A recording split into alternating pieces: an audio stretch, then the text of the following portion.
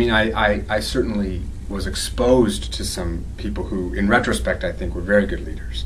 So I'd seen good leaders, but I myself had very little on-the-ground experience doing any kind of leadership other than teaching, which is a certain kind of leadership, but not nearly the same as when you've got staff and have to manage money and all of those things that I had to do when I got here. And so the first thing I tried to do was get good mentors around me who could observe me, who could counsel me, who could help me. I took a lot of classes. I read a lot of books, and kept saying to the staff in particular, look, I hope I get better at this as I go. And I spent a lot of time listening to their feedback, positive, negative.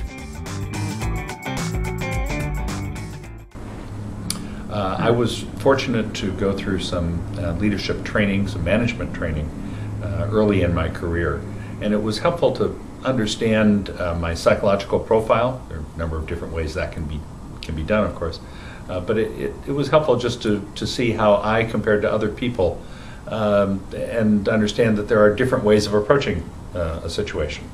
So I came to recognize that I was a very impatient person, but at the same time could be drawn into extensive analysis, trying to make sure I had made the right decision.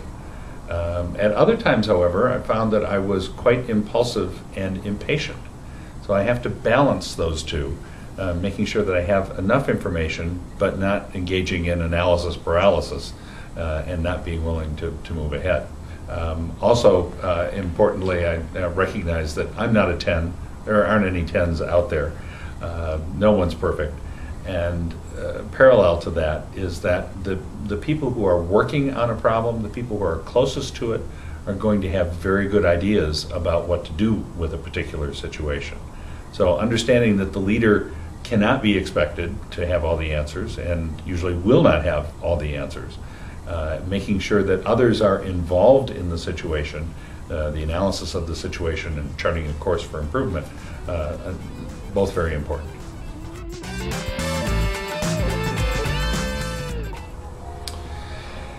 I'm still learning how to use digital media because I recognize for the most part that opportunities like Facebook and Twitter are not aimed at my demographic, shall we say. They're aimed at a different segment of the population.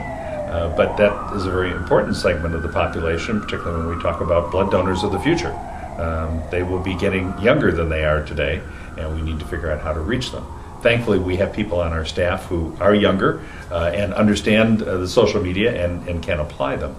Well, obviously, the great danger of some of the social media and accessibility is that something could be taken out of context. You can take a 2-minute clip out of a 20-minute sermon and you can make it say what the whole sermon didn't say.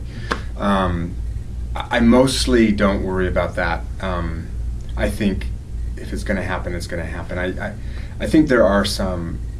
I mean, there's two separate things. I think there's this whole social media thing about Facebook and Twitter, and then there's just the fact that on our website we have the podcasts and the live stream. I see that as mostly positive. It's a way for people who are looking for whatever we have to offer to find us. When I get feedback, I mean, I don't mind getting the feedback. It's when you don't get the feedback, that's the dangerous part. That someone could see something and misunderstand something and then, I don't know, forward it to 20 of their closest friends and out of context and now you know, if you don't know about it, there's nothing you can do about it. If you do know about it, I think there are some things you can do to correct it, but if it's misinformation or out of context, but I also think trying to get all of those birds back in the coop, it's not possible, and you just have to get comfortable with going, you know what, that's not true, or the way they took that out of context says what I never intended to say.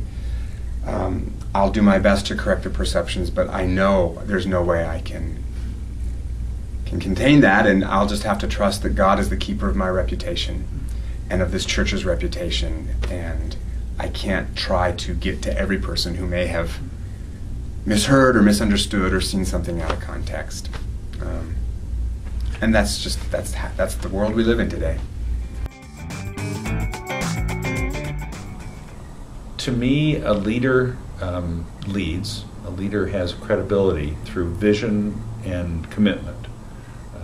Now, if your vision doesn't match those around you, you will probably be dismissed or disregarded as a crazy person. But if others agree with your vision and think it applies, then that's the beginning, and the commitment that you show to the goal, to that vision, hopefully will be infectious. However, a leader is only effective in making sure that others are engaged and empowered to deliver, because any one person can go off on a quest on their own, but one person probably is not going to be able to accomplish as much as 10 people or 100 or 1,000 or 1,000,000. And so it's the ability to create a vision that others are interested in and agree with, and then getting them engaged in that vision so that they can help in a cooperative manner, probably, deliver on that vision. Don't pretend to be anything that you're not, because they're going to figure it out anyway. It's just self-interest. It's not virtuous on my part. It's like, I'm going to get caught anyway. So try to be as honest and humble with that as I can. And lead out of both my strengths and my weaknesses. That's, to me, one.